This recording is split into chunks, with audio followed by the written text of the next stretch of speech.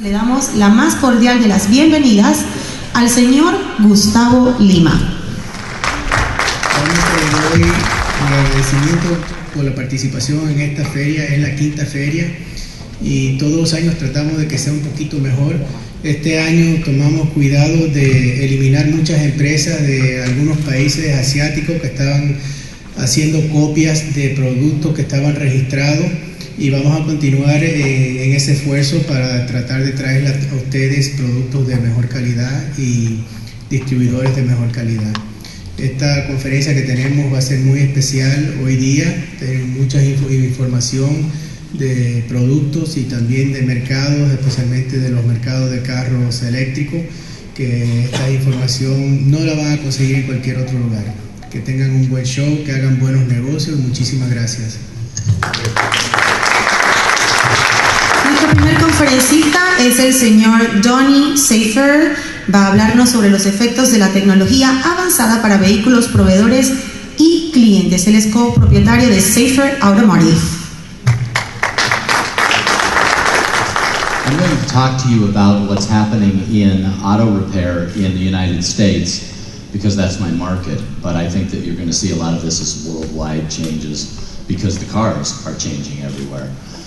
So I'm going to move pretty fast. There's a lot of slides. Some of them aren't working correctly, so my apologies for that, but I'll try to give you some information that's useful.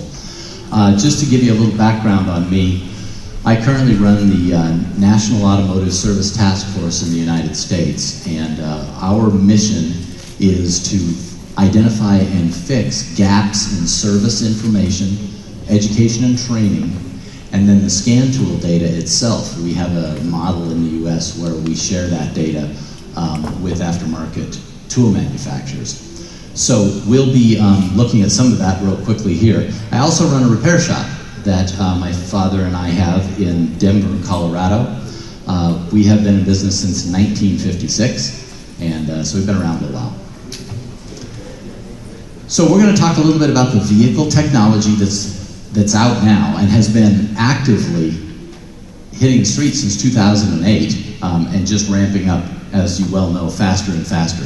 We're going to talk about some changes in the way people own cars that we think are coming down the road and are already occurring in many cases. And we're going to talk about the service repair and how we respond to that as the folks that maintain and repair vehicles. Am I going okay for you speed-wise? I'm not getting too far ahead of the translator? Okay, thank you. So one little thing I just thought I'd get your attention with is there's a whole bunch of folks at the big consumer technology event saying that the family robot is going to replace the car as the second biggest investment that families have. I'm not sure about that, but we'll talk about it a little bit more. Right now, for many, the car is their second biggest investment behind their home. In some cases, for young people, it's their first biggest investment. And that's one of the things I think we're going to see, if you're not already, a big change. In some countries, this isn't even relevant, but in the US it is, because of the big areas that we have in many cases. One of our speakers lives in Texas. In Texas, mass transit isn't really a way to go. You have to have a car. Is the internal combustion engine done? There's a lot of that going on out there. Is it gone? Well, we'll see about that too. Are electric vehicles really going to replace everything else in a few years?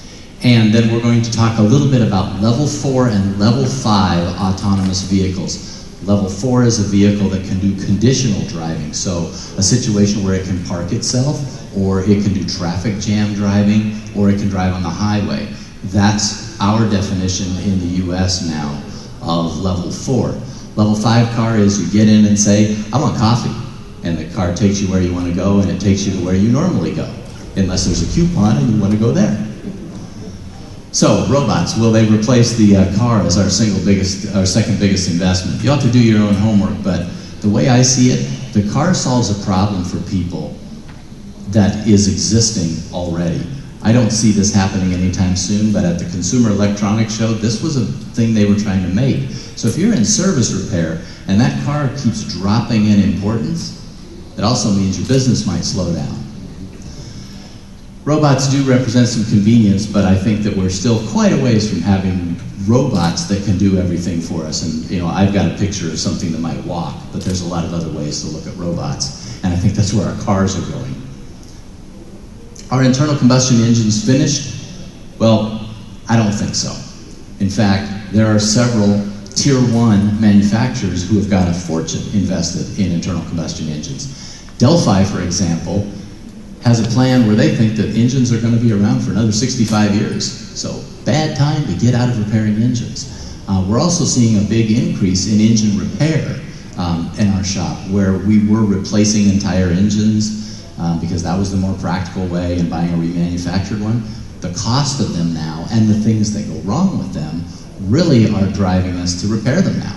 And so, you know, we're pulling out some tools we haven't used in decades. There will, however, I think, be a diminishing role for the engine. You're already seeing them get smaller. You know, in the United States, where we're not happy unless it's got 8 or 10 liters, we're seeing 1.4 liters. We're seeing 1 liters, which have been happening in a lot of other countries, but that's really new to us. And people are buying these cars because we were told they wouldn't. So there's also another project. If you are surfing the internet and you want to do a little translation of it, Delphi is working on a project with a university in the United States called Ohio State. They have figured out ways to improve fuel economy by 20%, and they're strictly doing it with vehicle-to-vehicle and vehicle-to-infrastructure communication and planning ahead down the road. They're not changing the vehicle just the way it drives, which is really interesting. Level 4 and level 5. I'm going to hit this fairly quickly because I already kind of gave you a definition. In the US, we're behind the rest of the world on this piece because a lot of other countries don't have generations of drivers who are absolutely terrified of the concept of driving a car that they're not driving. In other countries, that's not such a big deal because you've got first-generation drivers and giving up the wheel. Now, I don't know if it's going to work in Panama because I rode over in an Uber. I don't know how you program a car to do what that guy was doing. Humans can just do some things that you can't do with a computer. Now, if they were all computerized, it'd be a very slow ride, but it wouldn't be like this, right? But it was fun anyway. It's like being in New York. Uber has got a very active program of autonomous vehicles right now in Pittsburgh, Pennsylvania in the US. And they have 2 different types of riders. They have the riders who, when that Uber pulls up and there's no driver in it, run screaming in terror. And then they have riders who are actually trying to track those cars down so they can get a ride in them. So I think it's kind of interesting. You've got both things going on. There are actually some level 4 vehicles out on the road right now. Audi's new vehicle that's coming out, their A8, they call it a level 3 car, but it does traffic jam. And you can take your hands off the wheel and it'll drive you in a traffic jam. That's level 4 by the definition. It's just they've made it before. So self-driving in general. At CES this year, there was one common denominator, and I think this is something we want to watch. All of the presentations about cars, they all had to have one thing. They had to have some way to have a high bandwidth. So bigger than like LTE and bigger than 3G, way bigger than 3G. They had to have that kind of communication capability to do all of the sexy things that they were going to do. And I think that's something we need to watch for because that's going to be the enabler to all of these technologies. 5G, you may have heard of that. That's in the United States, there's a big battle going on for that space in the bandwidth. So it'll be interesting. And of course, we've had LTE for quite a few years, so we're ripe for the next one to come up. We actually had a situation in the US where our president decided not to pick a winner on this because he was given the opportunity to say either the dedicated short-range communication or 5G, which is a commercial approach, was going to win. And he said, you know what, you guys don't know enough yet. Let's just let it go and see what happens. I know that doesn't sound like how he normally does business, but that's what he did here. Vehicle ownership, that's what I want to talk about. This is a big change that we're seeing, a lot of big changes in this. So think about how you use your vehicle. Your privately owned vehicle, usually you drive it 3 to 5% of the time. The rest of the time it sits, waiting for you to come back and go somewhere, right? So part of our problem in the world is that we have too many cars. There's 1 billion cars on the planet, and there's nowhere to park them. At our current increase and rise as we're going, we're going to hit 2 billion cars by about 2030. And there's really nowhere to park them. One scenario in the United States city called Atlanta, I kind of worked it out. You would have to drive 18 minutes to get to your cars so you could park it from your home. It's just not sustainable. It's not going to work. So one of the things that we're looking at is this whole ride-sharing thing. Could it actually be bigger than what it is? Bigger than just a taxi cab kind of approach? Could it be that you schedule a car and it picks you up and a couple of your neighbors and off you go, because you go similar directions each morning?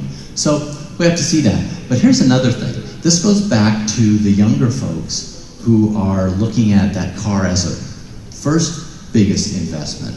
Well, what if they don't need to have it? We're seeing an increased number. About 9% of people in the United States no longer have cars at all. That's very unusual for the United States. So that number keeps increasing. But it also means that you're not making insurance payments, you're not making car payments. Average car payment's about $600. For young people, about $320, $360 US dollars. So what if you put that back in your budget? How fast can you pay off your school debt? Could you go to school and you couldn't before? There's a lot of opportunities there, so the cars may actually help us out by doing some work that they don't normally do. Another thing in the service repair piece we need to look at is people are leasing more cars than ever before. I've got US statistics, I don't have international, but if you look at the really stark, big change we had, in 2016, 4.3 million vehicles were leased. If you just go back to 2009, which granted was not a good year for sales anyway, but if you look at that, only 1.4 million by comparison. There's a number of reasons why people are doing that, but Lexus says that 65% of their purchases worldwide are leased now, which I find very interesting. It's the cost of entry. I can drive a really cool car for a lot less money if I lease it. Of course, I don't own it at the end, but you know, you get all those neat features and all that. A lot of people are afraid that their car is going to be outdated before they even finishes the lease. And right now, that's a valid thing to think about. It may be outdated before you reach the end. And then, of course, it radically reduces the cost of ownership. If you wanted to drive a BMW, but you really could only afford to drive a Chevy, if you lease, you can flip that, right? You've got that opportunity. The repair piece, though. Leasees don't tend to do all the things they need to do to a car, do they? Just put tires and oil on it and I'm good. And I'll do that as long as I can possibly stretch it. So that's one problem. When I wrote this originally, I was really concerned that used car prices were going to do this in the US because we had all these 2013 models that had lots of new technology and they sold lots and lots of them coming off of leases. It turns out that there's a market for them, and if they're small, and you probably have noticed that in the US all of a sudden all we buy is trucks. 85% of our sales are trucks. So Ford just said we're going to stop building cars. So did FCA. So we've got two major players in our market that are no longer going to build cars. So that sort of changed that, where now those cars that were coming off lease, they're going to be desirable. In fact, some of the dealers are offering to buy them from you if you own them. So I think that these off-lease cars also will have had nothing done to them. So if you're a service repair shop, new owner comes in and says, check this car out for me, see what maintenance it needs, and you're like, well, how about all of it? Hasn't had anything in 3 years, 39 months, maybe longer. I'm not expecting you to be able to see all of these details. These are just to remind me where we're going. But we have got a problem. I don't know how coaches work or if there are business coaches for auto repair shops outside of the US. I know there are in Canada. I think a lot of them are building their model on the wrong thing. Does anybody notice that brakes last 3, 4, 5 times as long as they used to? And hybrids might never need a set of brakes in their entire lifetime? So why would you build your model off of brakes? And fluids last 3 or 4 times as long as they used to last. We've got companies that teach repair shops how to run their businesses, building what I would consider a 1950s, 1960s model. And what's coming down the road is vehicles that need software updates. They need somebody to teach the owners how to use them, because in a lot of cases there is no formal way for a vehicle owner to learn how to use the car they have, and they may not be using even a small percentage of the technology that's in the car. We see a lot of that. So I think in that respect, maintenance and diagnosis are two items that are going to change. You're going to see more diagnosis because when something breaks, somebody really smart is going to have to figure it out. It's not going to be something that you can say, I've been out of school for a year and now I can fix this car, because we don't see that as a viable probability.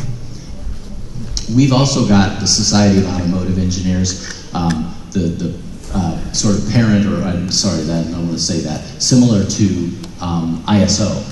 And they work together often, and sometimes they work completely independently. These are groups that help to set the standards for how we build cars and make parts and things like that.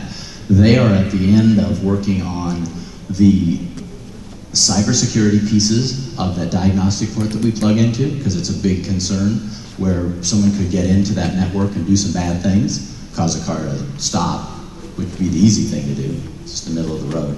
Imagine what happens if you take all of the Kias in Panama and hit the brakes at one time. Big problem, right? And that's the approach, is attack a platform, not one specific vehicle. So we're talking about that in the US, about how to do that. Some of our other pieces that we're doing are not really relevant to an international market. So the service repair website went too far. We have an entire public that's buying these cars and have no idea what they can do, what they require for maintenance, or even how to use them. So that's one problem. We've also got shops that aren't prepared for what's coming on these cars, and they're also not up to speed. So just real quick, here's a high-tech Mercedes. It's got radar, sonar, stability control, lights running on the controller area network. That's the network in the car. It's got a modem so that it can talk back to the manufacturer. It's got telematics. It's got all of those things, right? That's a fairly expensive car, so we would expect it to have that kind of feature, right? How about this Ford Fusion's got a few more things it doesn't have? And that car's several $1,000s, like $10,000, $15,000 less money. Mainstream with all of those capabilities on it. And in fact, that car's even got over-the-air software updates. So there's a disconnect. No one's teaching technicians how to do this. Chris and I are out there. We're doing the best we can.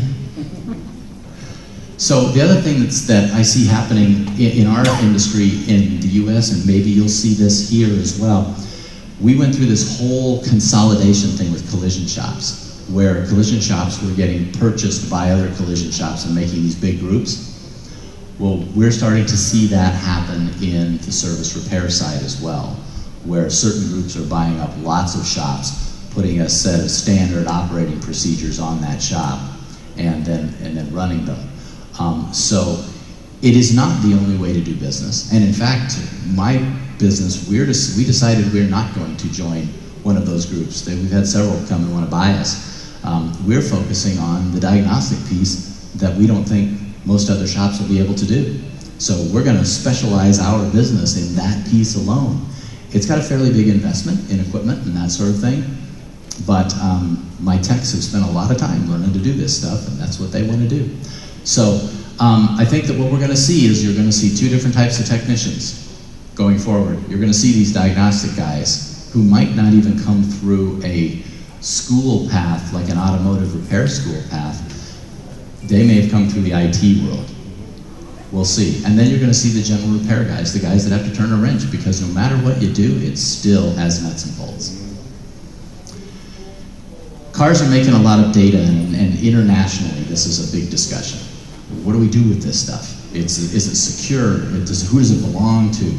And these are big discussions we're having all over the place. So we've got the need for the manufacturers to share the data actually with one another just as much as we do with the repair side of the industry, so that we can find problems and hackers that are trying to hurt the car's software.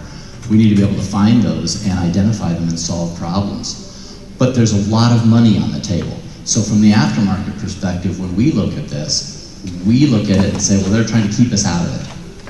Well, there's a lot of things to look at. Always follow the money on these deals, right? So one of the big things involved with this is that the manufacturers are fighting for their lives against other companies. You've got the Teslas out there, and you've got Microsoft who's going to build a platform, and Apple who's building a platform. So they're trying to figure out ways to diversify what they do. So one of GM's folks, Teresa Bowler Davis, said that if an OE only holds 1%, retains 1% of their customers by handling this data piece themselves, it's $700 million to them. That's significant when you look at the margins they make on a car. It's not very good. So this is a big deal, and that's part of it. The other thing they're very concerned about is, will the service repair folks actually participate in cybersecurity in the right ways and protect the vehicle owner and the cars from what could happen out there? That's our responsibility internationally as the guys and gals who turn a wrench. We have to watch this stuff. So, little keys to future success. I think we've got a real challenge everywhere, recruiting folks into the workforce and making it interesting to work on a car. One of our big challenges, whether you sell parts or you repair cars, is trying to attract people to do what we do. We've got a lot of schools that say, oh, you don't want to do that. That's a dirty job. It's not anymore. We have to have part supply lines that are absolutely reliable. You're seeing all these new parts come on cars, and they're captive. Where do you buy them? You know, you can't buy them at your parts store down the corner. They're not available at all. In fact, most of the time they don't even know what we're talking about yet. So one of the other things I think that we're going to see is those pattern failures that we used to have a lot of, where you knew a particular model of car always had this problem. You're going to see a lot of those fixed by software updates, because they can go out and say, if we handle this part early on in its life, we can make it last longer. Or this was a software problem to begin with, so let's fix it. We can fix all the cars at one time. So that may take some of these pattern failures away, and I don't think that it takes them away in a bad way. I think it's good, because when you're having to fix those sorts of things, it's really not good customer relations for either the dealer or the person repairing the car. So that's my information. If I can be of assistance to you, there's my Gmail address down there, and I thank you for your time today.